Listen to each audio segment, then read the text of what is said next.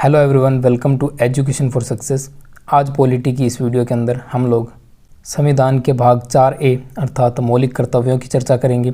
इससे पहले की वीडियोस के अंदर हमने मूल अधिकार और नीति निर्देशक तत्वों को कवर किया था, लेकिन आज की क्लास में हम लोग मौलिक कर्तव्यों के बारे में बात करेंगे। लेकिन शुरू करने से पहले मौलिक कर्तव्यों का कुछ बैकग्राउंड जान लेते हैं। जिस प्रकार से देश के प्रत्येक नागरिक के पास कुछ मौलिक अधिकार हैं, उसी तरह से देश के प्रत्येक नागरिक के देश के प्रति भी कुछ कर्तव्य बनते हैं, जिसको फंडामेंटल ड्यूटीज़ कहा जाता है। क्या ये शुरू से ही हमारे संविधान के अंदर थे? देखिए, जब संविधान को लागू किया गया था 26 जनवरी 1950 को मूल संविधान लागू हुआ था, उस समय मौलिक कर्तव्य नहीं थे, क्योंकि संविधान के निर्माताओं का मानना था कि प्रत्येक व्यक्ति में इतना कॉमन सेंस होता है कि वो अपने देश के प्रति जो कर्तव्य हैं, जो देश के प्रति उसके कुछ ड्यूटीज़ हैं, उनको अपने कॉमन सेंस के आधार पर वो जानता है कि मेरे देश के प्रति क्या फ़र्ज़ हैं। लेकिन कुछ वर्षों बाद इसकी कमी महसूस हुई कि मौलिक कर्तव्यों को भी संविधान के अंदर ऐड किया जाना चाहिए, तो इसको बाद में संविधान संशोधन द्वारा ऐड किया गया था। वो हम आगे देखेंगे कि इसको कब ऐड किया गया और वर्तमान में कितने मौलिक कर्तव्य हैं। तो चलिए बिना किसी देरी के वीडियो को शुरू करते हैं। क्वेश्चन नंबर 1 है, मूल संविधान में मौलिक कर्तव्यों का समावेश किया गया है। देखिए, मूल संविधान के अंदर मौलिक कर्तव्य नहीं थे, इनको बाद में संविधान संशोधन के द्वारा ऐड किया गया था। नेक्स्ट है, भारतीय संविधान के किस भाग में मौलिक कर्तव्यों का विवरण है? भारतीय संविधान के भाग 4A के अंदर मौलिक कर्तव्यों को रखा गया है। ओके, भाग 4A, हिंदी के अंदर बोल सकते हैं भाग 4K, ठीक है, इसके अंदर मौलिक कर्तव्यों की चर्चा की गई है। नेक्स्ट क्वेश्चन है, भारतीय संविधान के कौन से अनुच्छेद में मौलिक कर्तव्यों का विवरण है? तो संविधान का भाग 4A जो है, इसी के अंदर समाहित है आर्टिकल 51A, जिसके अंदर सभी मौलिक कर्तव्यों को रखा गया है एक ही आर्टिकल के अंदर। पिछली वीडियो में हमने नीति निर्देशक तत्वों की चर्चा की थी, जो कि भाग 4 के अंदर थे, और वो आते हैं आर्टिकल 36 से लेकर 51 तक।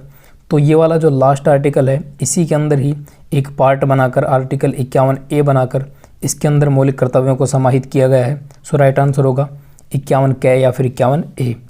नेक्स्ट क्वेश्चन है, भारतीय संविधान में मौलिक कर्तव्यों को किस देश से लिया गया है? वेरी वेरी इंपॉर्टेंट क्वेश्चन है ये, काफ़ी बार एग्जाम्स के अंदर पूछा गया है। ये जो मौलिक कर्तव्य हैं, इनको रूस के संविधान से ग्रहण किया गया है, तो ऑप्शन नंबर 3 हमारा यहाँ पर राइट आंसर होगा। लेकिन अगर आपको ऑप्शन के अंदर USSR या फिर सोवियत संघ देखने को मिलता है, तब भी आप उस पर टिक कर सकते हो, क्योंकि जिस समय भारत में मौलिक कर्तव्यों को जोड़ा गया था संविधान के अंदर 1976 में, उस समय तक रूस नाम का कोई देश नहीं था, बल्कि उसकी जगह पर सोवियत संघ हुआ करता था, या फिर बोल सकते हैं USSR, क्योंकि USSR 1991 में टूटा था और 15 देश अलग हुए थे, जिनमें से मुख्य देश था रूस। सो यहाँ पर राइट आंसर होगा कि मौलिक कर्तव्यों को रूस देश के संविधान से ग्रहण किया गया है। नेक्स्ट क्वेश्चन है, मौलिक कर्तव्यों को संविधान में किस वर्ष अंत स्थापित किया गया? सो जो मौलिक कर्तव्य हैं, ये मूल संविधान के अंदर नहीं थे, मूल संविधान का हिस्सा नहीं थे, इनको बाद में 1976 के अंदर 42वें संविधान संशोधन द्वारा जोड़ा गया था।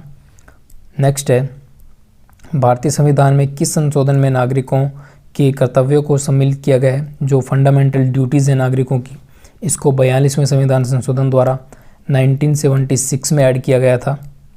नेक्स्ट है, पूर्व प्रधानमंत्री जिनके प्रयासों से नागरिकों के कर्तव्य भारत के संविधान में समाविष्ट किए गए।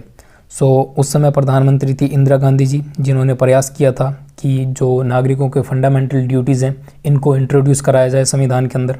सो राइट आंसर होगा ऑप्शन नंबर 4। नेक्स्ट है, भारतीय नागरिकों के मौलिक कर्तव्य प्रदान किए गए थे। भारतीय नागरिकों को जो मौलिक कर्तव्य हैं, वो संविधान संशोधन द्वारा प्रदान किए गए थे, क्योंकि मूल संविधान के अंदर ये शामिल नहीं थे। नेक्स्ट क्वेश्चन है, किस आयोग की संस्तुति का मतलब है कि किस आयोग की सिफारिश के आधार पर मौलिक कर्तव्यों को संविधान में जोड़ा गया? मौलिक कर्तव्यों को संविधान के अंदर सरदार स्वर्ण सिंह समिति की सिफारिशों के आधार पर जोड़ा गया था, और ये संशोधन 1976 में हुआ था 42वें संविधान संशोधन के अंदर। नेक्स्ट क्वेश्चन है, 42वें संविधान संशोधन में कितने मौलिक कर्तव्यों को जोड़ा गया? 42वें संविधान संशोधन के अंदर मौलिक कर्तव्यों को सरदार स्वर्ण सिंह समिति की सिफारिशों के आधार पर संविधान में ऐड किया गया था। उस समय कुल 10 मौलिक कर्तव्य थे। सो राइट आंसर होगा ऑप्शन नंबर 2। नेक्स्ट क्वेश्चन है, भारतीय संविधान का भाग 4A, जिसके अंदर अनुच्छेद 51A में नागरिक के मौलिक कर्तव्य वर्णित हैं, उनकी संख्या हमसे पूछिए।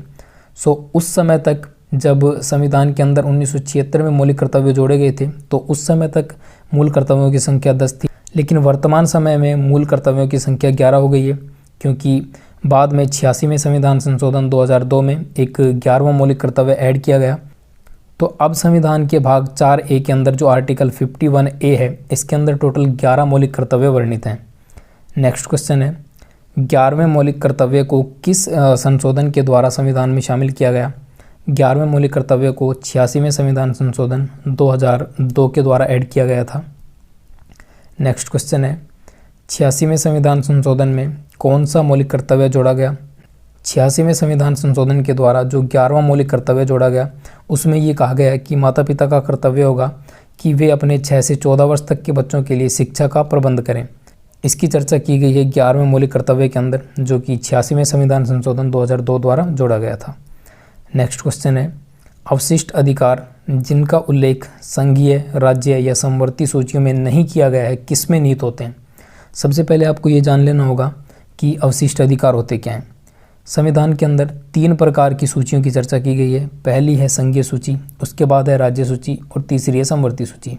संघीय सूची के अंदर केवल सेंट्रल गवर्नमेंट कानून बनाती है।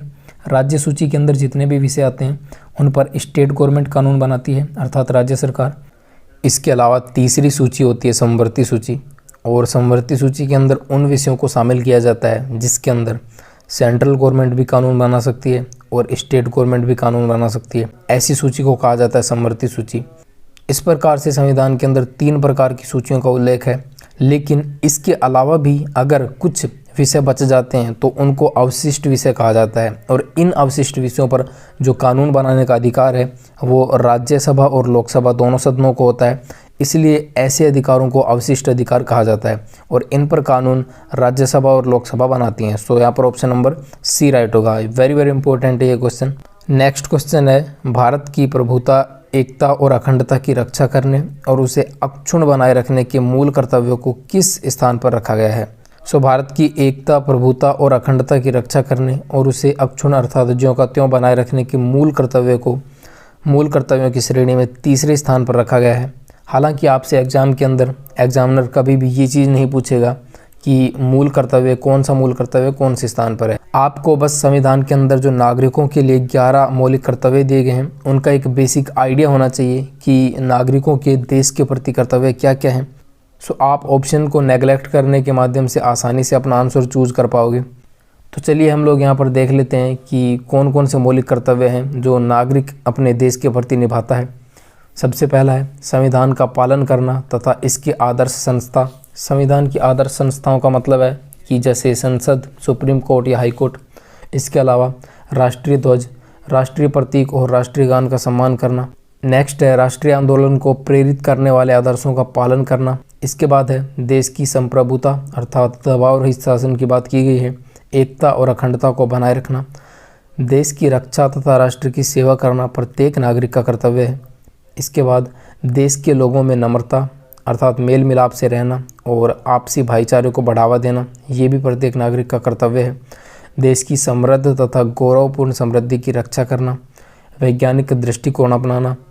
वैज्ञानिक दृष्टिकोण अपनाने से मतलब ये है कि आप अपनी संस्कृति को भी ज्यों का त्यों बनाए रखें। इसके अलावा आप जो रूढ़िवादी विचार हैं या जो प्राचीन ऐसी परंपराएं हैं जो किसी काम की नहीं हैं, जो अंधविश्वास से रिलेटेड है, ऐसी चीज़ों को आप अपने जीवन से बाहर करें और प्रत्येक चीज़ को तर्क के आधार पर सोचने का, एनालाइज करने का प्रयास करें। इसलिए वैज्ञानिक दृष्टिकोण अपनाने की बात की गई है। पर्यावरण, वन तथा वन्यजीव की रक्षा करें, ये भी प्रत्येक नागरिक का कर्तव्य होगा। सार्वजनिक अर्थात सरकारी संपत्ति की रक्षा करें, प्रत्येक नागरिक का ये कर्तव्य होगा कि सरकारी संपत्ति को कोई भी नुकसान न पहुंचाएं, उसकी रक्षा करने का प्रयास करें, क्योंकि आखिरकार वो हमारे देश की धरोहर है और कहीं ना कहीं हमारे ही काम आती है। तो इस वजह से उसकी रक्षा करना भी हमारा कर्तव्य होना चाहिए। व्यक्तिगत और सामूहिक भलाई के लिए तैयार रहना। आपको व्यक्तिगत रूप से और सामूहिक तौर पर प्रत्येक व्यक्ति की, प्रत्येक नागरिक की भलाई करने के लिए तैयार रहना चाहिए।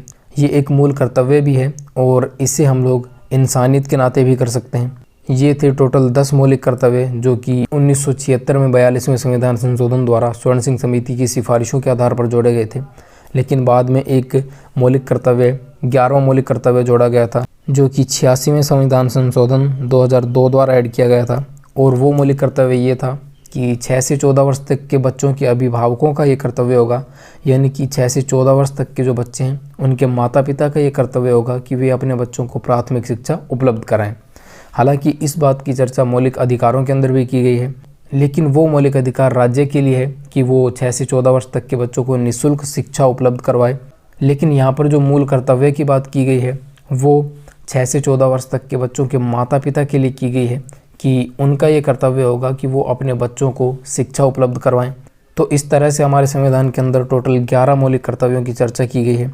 नेक्स्ट क्वेश्चन है, भारतीय संविधान के अंतर्गत निम्न में से कौन सा मूल कर्तव्य नहीं है? देखिए, ये जो पहला ही ऑप्शन है, लोक चुनाव में मतदान करना। लोक चुनाव के अंदर मतदान करना जो है ये प्रत्येक नागरिक का एक अधिकार है, और ये अधिकार भी कैसा है? कानूनी अधिकार है, ना कि ये मौलिक कर्तव्य है।